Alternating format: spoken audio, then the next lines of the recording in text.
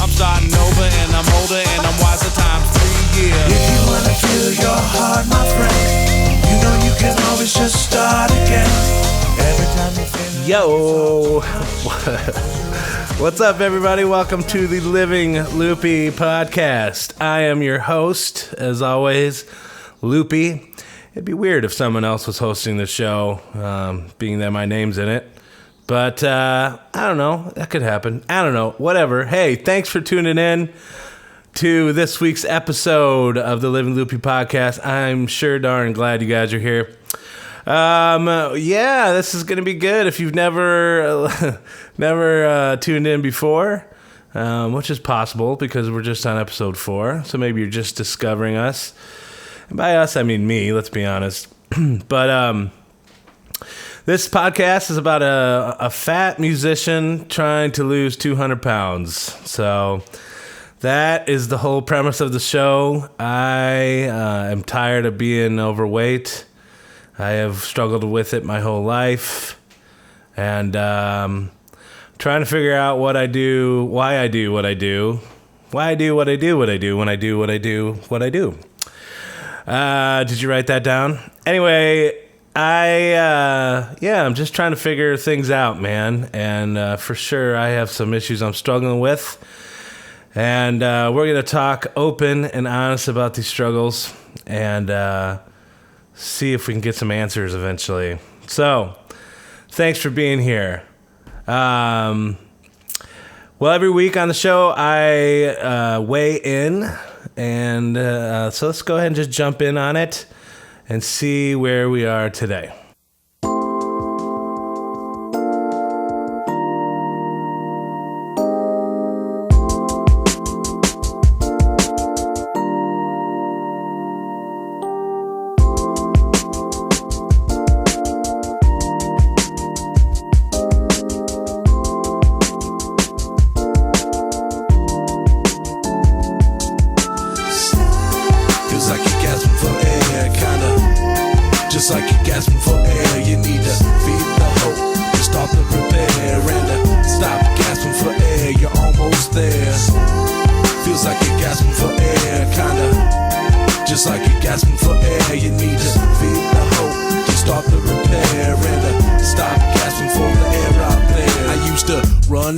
with my life on hold. I used to eat the pie with no island mode, but after years of fear, that plan got old. I had to rearrange the strange how you find you. All right, so there you have it, 438, right? And 47% body fat. So I lost a pound from last week, so that's good. So we're at 438. Now, I have to... This has been stressing me out, man. I got to come clean to you guys. I've been lying to you for the last 3 weeks, and it's driving me crazy. When I weighed in the first week, I was at 437, right? I started at 437. And that is true. That's true. That's not a lie. The lie is that this journey actually... No, I just used journey. I can't believe I just said that. I just used the word. This quest, this trek began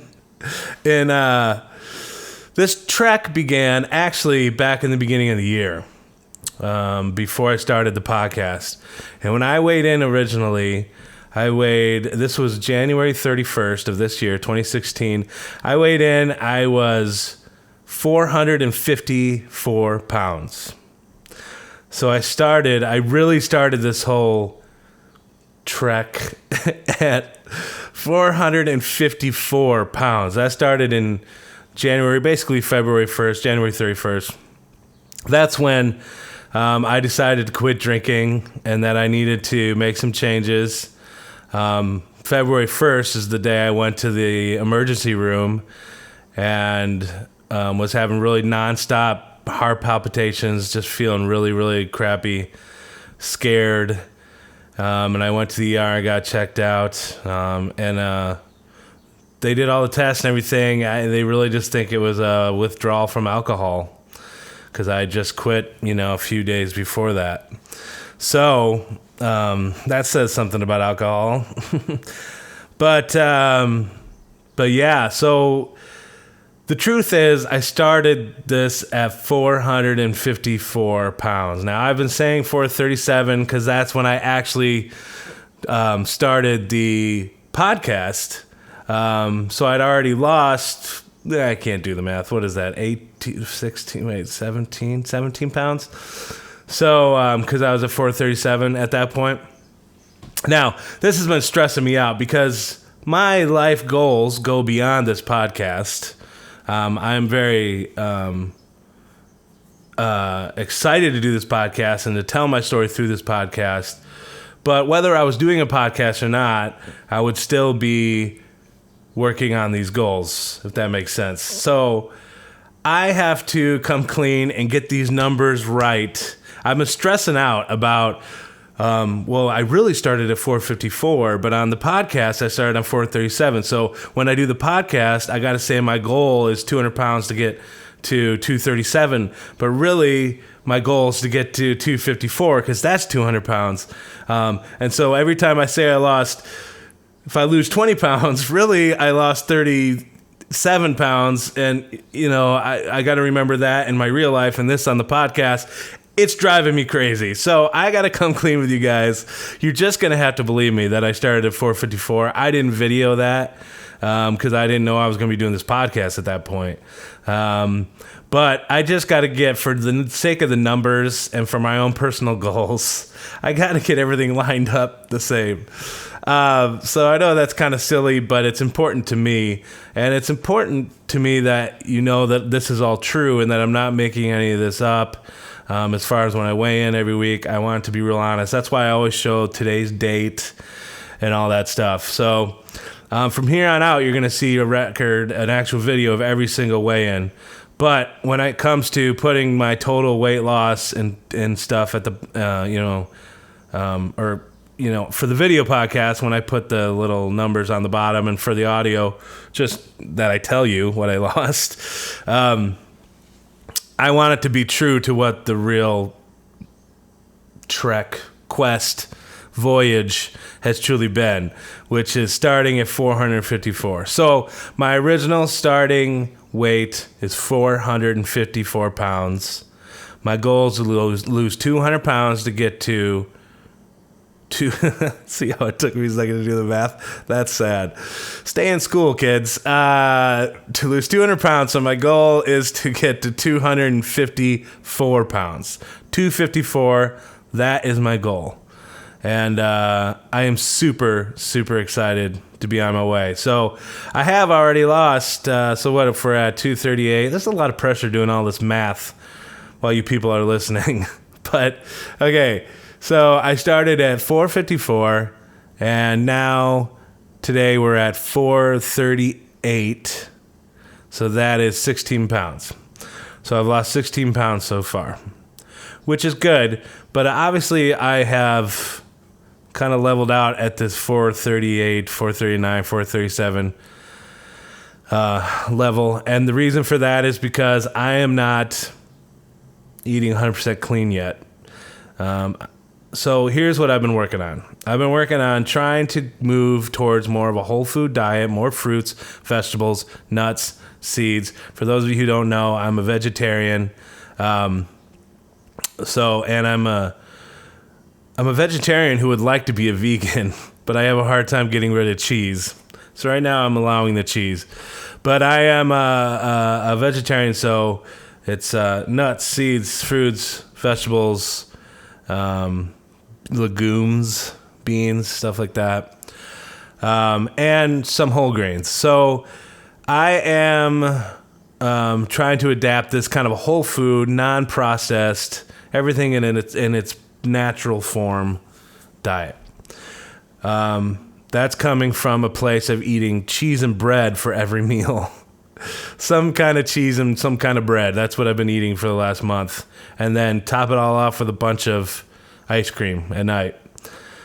So I'm trying to move towards getting away from the cheese and bread diet and moving into a whole food, more fruits, vegetables, and eliminating the ice cream. Now, I may have ice cream from time to time, but eating ice cream every day has got to stop. not going to lie to you. I ate some ice cream this last week again. I'm trying to move towards substituting the ice cream or substituting fruit for the ice cream. So there's some things I've found that work really well. Clementines, holy crap, those things are good. Have you had a clementine lately? They're nature's candy. They're delicious. So clementines, a great little treat. Sweet, pop it in your mouth, juicy, sweet. Oh, it's great. I've also just tried frozen grapes. This is another kind of good frozen thing. What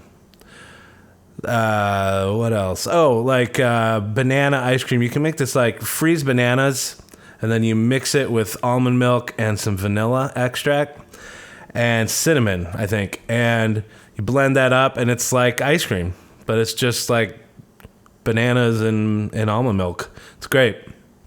So that's one thing. Another thing is you cut up some apples, you put some cinnamon on it, and you microwave it for just a few seconds to warm it up. That's a good little dessert. Sweet, naturally sweet. So I'm trying to do these kind of natural things to take the place of ice cream. Ice cream has still been winning, but I'll be honest, today I'm getting to a point where I'm tired of waking up feeling like super lethargic because I just ate a bunch of sugar and dairy before I went to bed. It makes it really hard to get up in the morning. I'm not going to lie to you people. I'm recording this at it's like 2 o'clock in the afternoon right now, I think. And my goal was to get up at 9 and do this. But because I just had a hard time getting up, I've missed a big chunk of the day and I'm behind on what I wanted to do. And I'm really tired of that. And that a big part of that is the ice cream at night. So I am rededicating myself to try to eliminate this ice cream and do a little better. So let's talk about the diet. I am eating what I like to call a vegetarian diet. It's a vegetarian version of the Mediterranean diet, right? So fruits, vegetables, nuts, seeds, good fats, olive oil, avocados, stuff like that, and some whole grains. The main thing is trying to get rid of added sugar. So this brings us to our battle notes for the week. Today on the battle notes, we are going to talk about trying to find the perfect diet.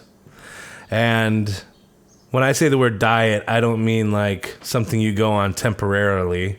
I mean diet as in the way you eat every day. The way we eat is our diet, whatever it is.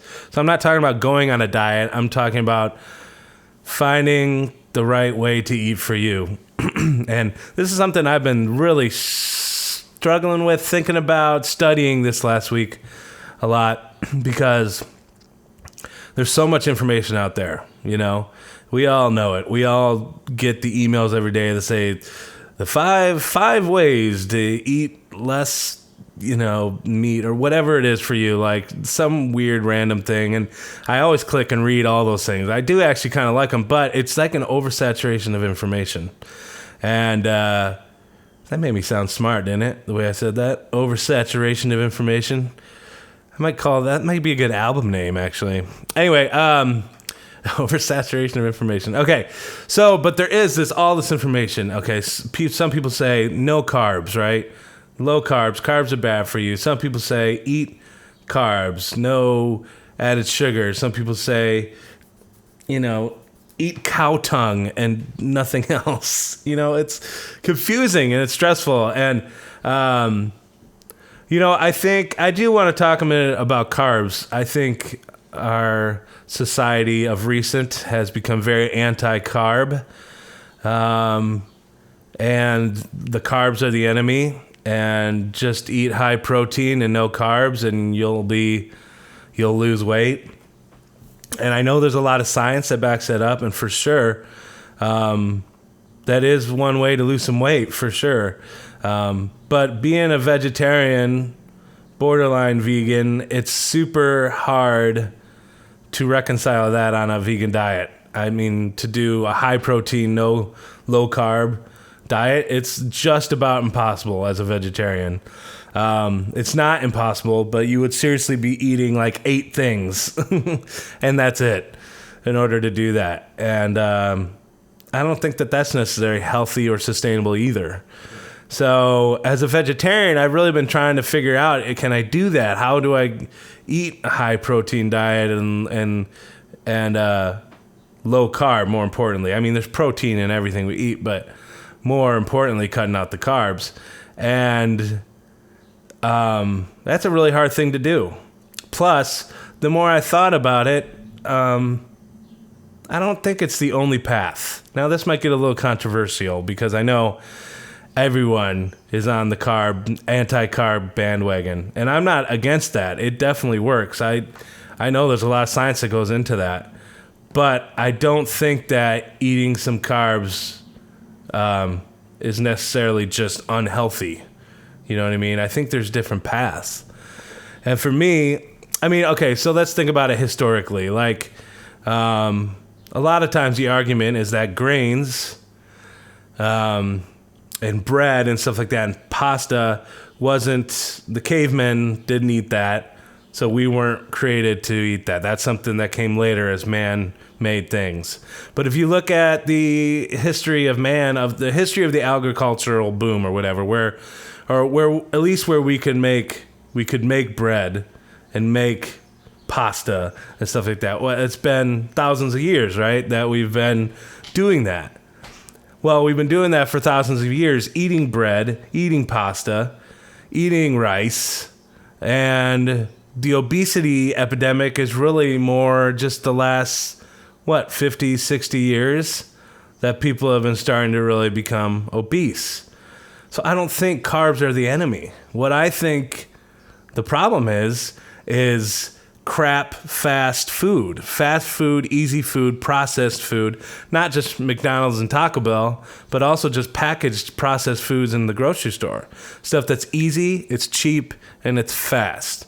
And so we all started turning to this because, hey, man, I can make this quick, and it's cheap, and it'll fill me up, and we just started eating that. With that became an overabundance of food. So now we have all this cheap food at our disposal. Taco Bell. I mean, how cheap is Taco Bell? How cheap is McDonald's and Burger King or whatever? They're everywhere, first of all, the fast food restaurants. And they're super cheap, and they are filling, and they taste really good. They taste awesome. I love fast food. As a taste-wise, I love fast food. But anyways, so now it's everywhere, it's cheap, and there's an overabundance, and so now we overeat. And it's the overeating, and it's the crap food that we're eating that is making us obese. So I don't think it's any one category food. It's not we're eating too much fat. We're eating it because it was fat, remember, in the 80s and 90s, whatever. Too much fat. Now it's too much carbs. No, we need fat. We need protein, and we need carbs. We need all three to function. That's what we've been doing for the beginning of man, And I don't think any one of those things is the enemy. I think it's the quality of our food. I've been listening to the Model Health Show, which is a great podcast. Sean Stevenson, he's another St. Louis guy. And I love that show. I've been listening to it quite a bit. And he says, one thing he says I really like, and it really makes sense, and I think it's really true, that nutrient deficiency leads to chronic overeating. So nutrient deficiency leads to chronic overeating. So the problem is we're eating crappy, fast food, processed foods. So we're getting filled up by the bulk, but it's not giving our body the actual nutrients that we need. We're not getting the minerals and vitamins and phytochemicals and fiber and, all the little things that our body needs to reproduce cells and to work and function. So we're always hungry because we're eating crappy food. Our body, even though we ate a lot of calories, our body didn't get the nutrients that it needs, so it's still hungry. It still wants those nutrients. And that leads us to just wanting to eat all the time. That's why we're hungry all the time. So we're eating too much crappy food instead of eating the right foods and giving our body what it really needs. Then our body functions better. Then we eat less calories, and then we lose weight and stay at a healthy weight. So anyway, I don't think it's any one thing. I don't think it's fat. I don't think it's protein. I don't think it's carbs. I think we need all of those things. I think it's the quality of our food. So what I am suggesting and trying to do is move towards a whole food diet. Things that are found in nature, the way they're found in nature, lots of fruits, vegetables, seeds, nuts, and whole grains. Now, I think the big problem that I do think we need to avoid is added sugar. There's sugar in everything, especially in America, and all our products. There's sugar in everything, cereal, everything. It's the only thing I could think of right now. Cereal, and there's sugar in there. So, but just start reading labels. There's sugar in everything, man. There's sugar in dairy.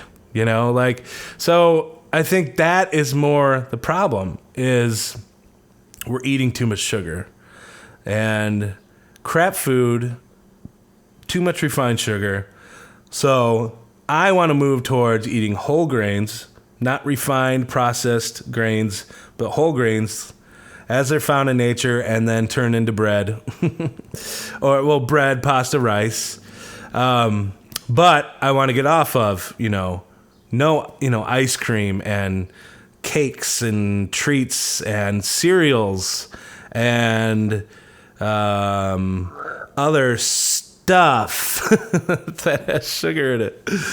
I want to read the labels. I want to stay away from added sugar. Now, fruit, real sugar, nature's sugar, yeah, totally. I'm going to eat fruit. But I want to eliminate all the added sugar stuff and eat cleaner that way. So my goal in the vegetarian diet is to eat lots of fruits, vegetables, nuts, seeds, whole grains, good quality food, good fats. I'm going to use olive oil to cook, and I'm going to eat avocados, and I'm going to eat lots of nuts and seeds. But I'm going to eliminate all the added sugar, which is what I really think is a lot of the problem. And all this crap food, they just load it up with sugar to make it taste good. And of course we're going to want to eat it. And I think that's where we have made a lot of our mistakes. I know I have. It's just relying on this crap food for too long. So quality food. That's the answer. All right. So with that also, I'm going to try something here that I've never tried before. Well, I tried when I wasn't paying attention to my diet, but I am going to stop counting calories. That's the other thing I'm going to do. I do think there's some problems that come with counting calories.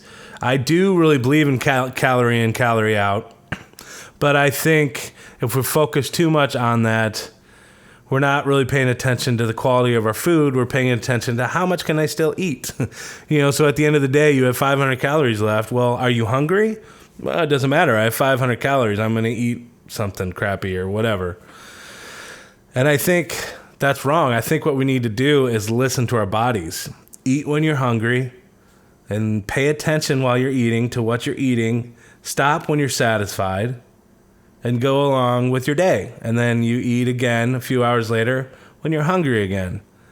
And I believe that this will work. I don't totally know. I'm going to try. I'm going to try to just pay attention to my body, eat quality food, and eat when I'm hungry, stop when I'm satisfied, get off of the sugar, not worry about the calories, and exercise 5 days a week. Move more. I'm going to get out, go for walks, go to the gym, mow my lawn. I mowed my lawn for the first time yesterday. It was awesome. I got a push mower, like an old school push reel mower that doesn't have a motor or anything, and you just push it. Dude, that thing's awesome. I love it. It's easy to maintain, and it's quieter, and it's good exercise. I was out there sweating. It was great. Took me about an hour, a good hour of exercise, and my lawn looks good, and I didn't have to pay somebody to do it. And it's awesome. So I'm a big believer of doing all those little things. If you have kids, go play with your kids. If you don't, go rent some kids somewhere and play with them. I don't know. You should probably not do that. Unless there is a service like that. You could be like a Big Brother thing. I don't know. That's a whole nother thing. But, the point is just don't be afraid to move more in your life. So, all right. We got to take a quick little break and talk about, we're going to talk about the Jim Manley, Chris Swan duo today. If you're interested in sponsoring the show or advertising on the show, let me know at livingluppy, Luppy at gmail.com, livingluppy at gmail.com, or you can hit us up on the Facebook page, facebook.com/livingluppy. Let us know if you're interested. In the meantime, I'm going to keep pushing my own stuff. So let's hear about the Jim Manley, Chris Swan duo.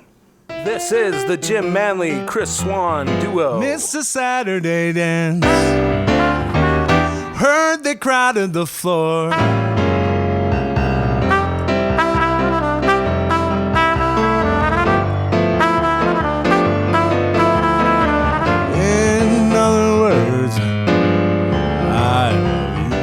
For booking information, call 314-616-0760.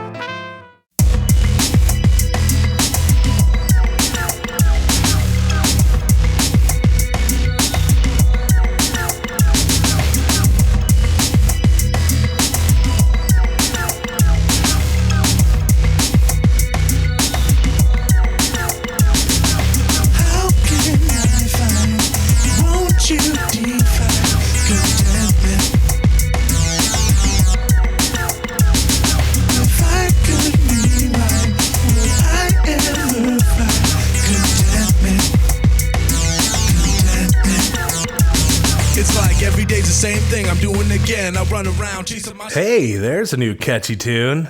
I haven't heard that one before. What's that? What's that, Luppy? Oh, so stupid.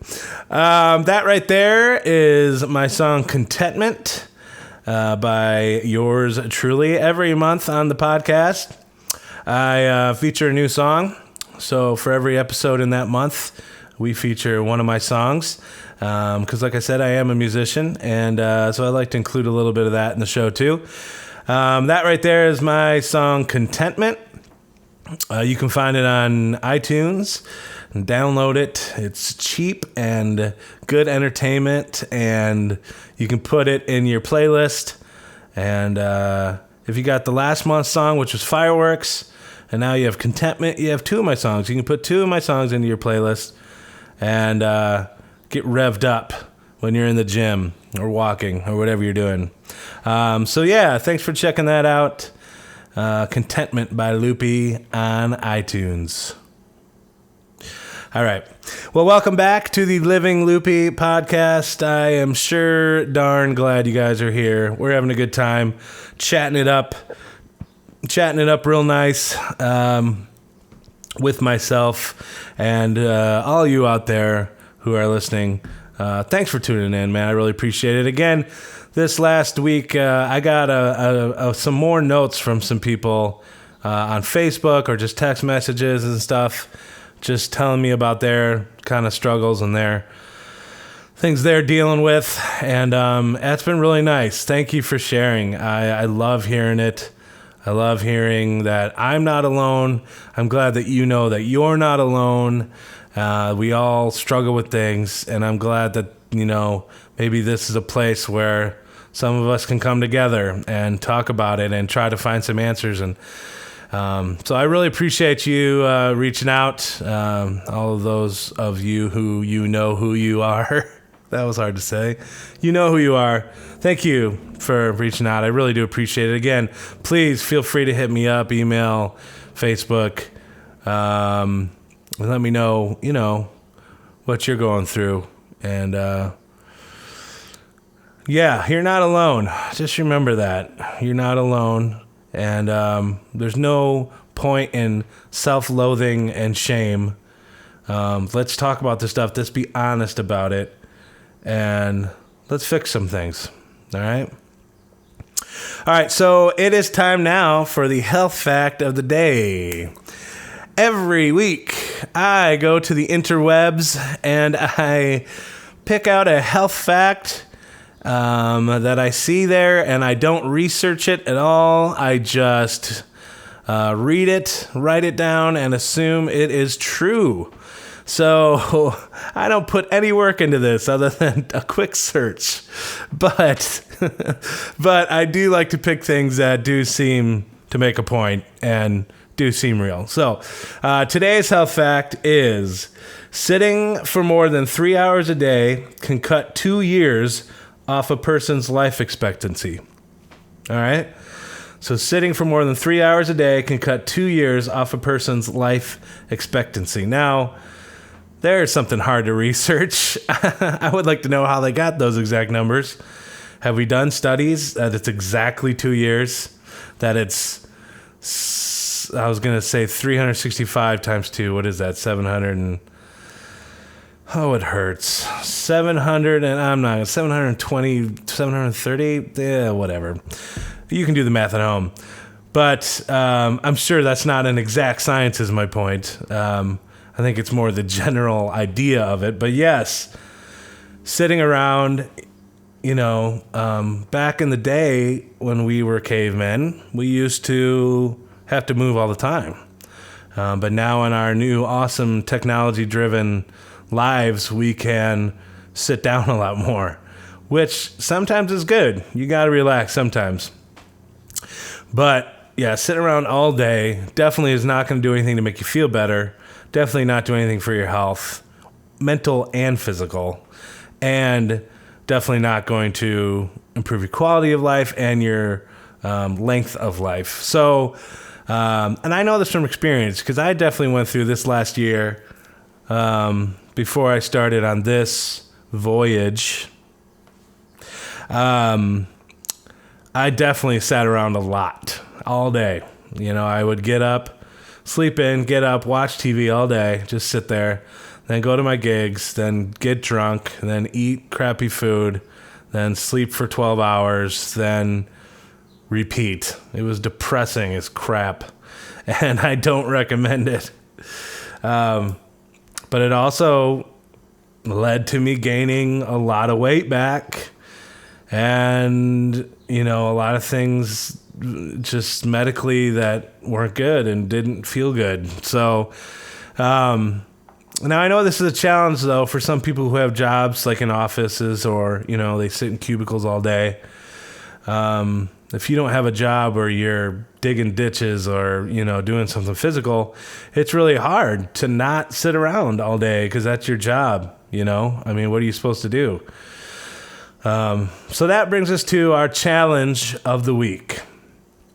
Our challenge of the week goes out to those who do have those office jobs. Maybe you're there right now listening to this podcast, and you've been sitting there for 2-3 hours straight working or pretending like you're working and looking at Facebook or whatever. But my challenge this week is for you guys. I want you to, right now, after this podcast is over, I want you to get up and walk around the office for 5 minutes. And I want you to try to, every hour of your workday, take a quick little break, stand up, stretch, do a lap around the cubicle. Try that for 1 week, every day at work.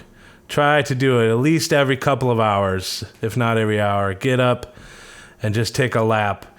See if you don't feel a little better. See if that doesn't energize you and help you get work done more proficiently.